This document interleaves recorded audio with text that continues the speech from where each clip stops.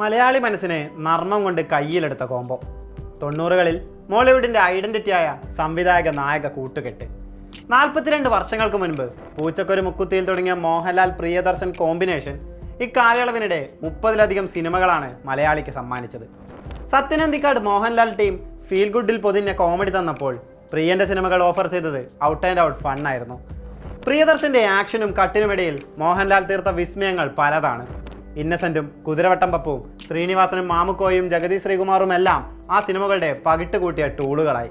അതിനിടെ കോമഡി ഓണറിൽ നിന്ന് മാറി സീരിയസ് ആയപ്പോഴും ആ കോംബോ ഹിറ്റടിച്ചു. 5 വർഷത്തിന് ശേഷം ഒരിക്കൽ കൂടി ആ ഡ്രീം ടീം ഒന്നിക്കുകയാണ്. പ്രിയദർശന്റെ 100ാം സിനിമ, നായകൻ മോഹൻലാൽ. ആദ്യ സിനിമയിലെ അതേ നായകനെ വെച്ച് തന്നെ 100ാം സിനിമയും ചെയ്യുന്നുവെന്ന അത്യപൂർവ നേട്ടമാണ് പ്രിയദർശൻ സ്വന്തമാക്കുന്നത്. ഒരുപക്ഷെ ലോക സിനിമയിൽ ഇന്നേ വരെ പിറക്കാത്തൊരു വിസ്മയം. കോളേജ് കാലം മുതലുള്ള സുഹൃത്ത് ബന്ധം, സിനിമയിലേക്ക് ഒരുമിച്ച് കൈപിടിച്ച് കയറിയവർ. പ്രിയദർശൻ ആദ്യമായി തിരക്കഥയൊരുക്കിയ സിനിമയിലും മോഹൻലാൽ ഉണ്ടായിരുന്നു. പക്ഷേ അതിനു മുന്നേ തന്നെ 10-ലധികം സിനിമകളിൽ ലാലേട്ടൻ അഭിനയിച്ചു കഴിഞ്ഞു.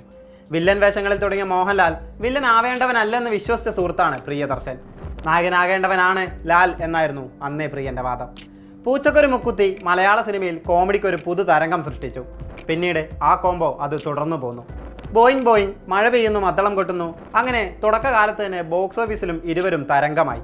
സ്ലാപ്സ്റ്റിക് കോമഡികളെ ഈസിയായി അവതരിപ്പിക്കാൻ പ്രിയദർശൻ സിനിമകൾക്കായി. മോഹൻലാലിന്റെ അനായാസ പ്രകടനവും കൂടി ആയപ്പോൾ തുടരെ എത്തിയ സിനിമകൾക്ക് സ്വീകാര്യത കൂടി. മോഹൻലാലിന്റെ സ്റ്റാർഡത്തിന് പിന്നിലുള്ള സംവിധായകരുടെ ലിസ്റ്റിൽ മുൻപന്തിയിൽ എക്കാലവും പ്രിയദർശൻ കാണും.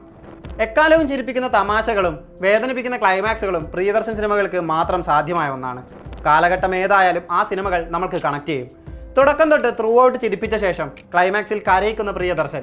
മിന്നാരം, ചിത്രം, വന്ദനം, താളവട്ടം, അങ്ങനെ എത്ര തവണ മനസ്സിനെ നൊമ്പരപ്പെടുത്തിയ ക്ലൈമാക്സ് ആണ് അദ്ദേഹം നമുക്ക് സമ്മാനിച്ചത്. കണ്ടുകൊണ്ടിരിക്കുന്നവരുടെ കോൺഷ്യസിനെ പറ്റിക്കുന്നതും അയാളുടെ വീക്ക്നെസ് ആണ്. വെള്ളാനകളുടെ നാട്ടിലെ റോഡ് റോളർ സീൻ തന്നെ എടുക്കൂ. ഒരിക്കലും ഓട്ടോമാറ്റിക്കലി മൂവ് ചെയ്യാത്ത റോഡ് റോളറിനെ കൺട്രോൾ നഷ്ടപ്പെട്ടൊരു വണ്ടിയായി അദ്ദേഹം നമുക്ക് മുൻപിൽ അവതരിപ്പിച്ചു. മോഹൻലാലും ജഗദീഷും പപ്പുവും മണിയമ്പിള്ള രാജുവും തകർത്ത് അഭിനയിച്ച സീൻ നമ്മളെ കൊണ്ട് ആ യാഥാർത്ഥ്യത്തെ ചിന്തിപ്പിച്ചില്ല, പകരം ചിരിപ്പിച്ചു. കിലുക്കം, മിഥുനം, തേന്മാവിൻ കൊമ്പത്ത്, ചന്ദ്രലേഖ, കാക്കക്കുയിൽ, കിളിച്ചുണ്ട മാമ്പഴം, എണ്ണിയാൽ ഒടുങ്ങാത്ത കഥാപാത്രങ്ങളെ സമ്മാനിച്ച എത്ര സിനിമകൾ. ജീവിതത്തിന്റെ ഏതോ ഒരു പോയിന്റിൽ ആ കഥാപാത്രങ്ങളിൽ പലതും നമുക്ക് റിലേറ്റബിൾ ആകുന്നു.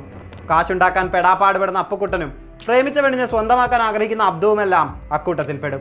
ഇരുവരും അവസാനമായി ഒന്നിച്ചപ്പോൾ ഹിറ്റടിച്ച ചിത്രം ഒപ്പമാണ്. മോഹൻലാൽ പ്രിയദർശൻ സിനിമയുടെ ഫ്ലേവറിൽ നിന്ന് വേറിട്ട് നിന്ന ചിത്രം. പക്ഷേ പണ്ടത്തെ പല എലമെന്റുകളും ചേർത്ത് തന്നെയായിരുന്നു എത്തിയത്. അതിനുശേഷം എത്തിയ മരക്കാർ, അറബിക്കടലിലെ സിംഹത്തിന് പക്ഷേ ആ വിജയക്കുതിപ്പ് തുടരാനായില്ല. എല്ലാവരുടെയും മനസ്സിലും ഒരു ചൈൽഡുണ്ട്. ആ ചൈൽഡിന് വേണ്ടിയാണ് താൻ സിനിമ ചെയ്യുന്നത്. പ്രിയദർശൻ പണ്ടൊരിക്കൽ പറഞ്ഞു വെച്ചതാണിത്. 100ാം സിനിമ അത്തരത്തിലുള്ളതാണ്. An entertainer with music and drama. കൂടെ മോഹൻലാൽ സിനിമയിൽ ഒഴിച്ചുകൂടാനാവാത്ത ആക്ഷനും. കുടുംബ പ്രേക്ഷകർക്കും ഫാൻസിനും കുട്ടികൾക്കും എല്ലാം ഒരേപോലെ ആസ്വദിക്കാനാകുന്ന സിനിമയാകുമെന്ന് അദ്ദേഹം പറയുന്നു. ഈ വർഷം തന്നെ ചിത്രത്തിന്റെ ഷൂട്ട് തുടങ്ങും.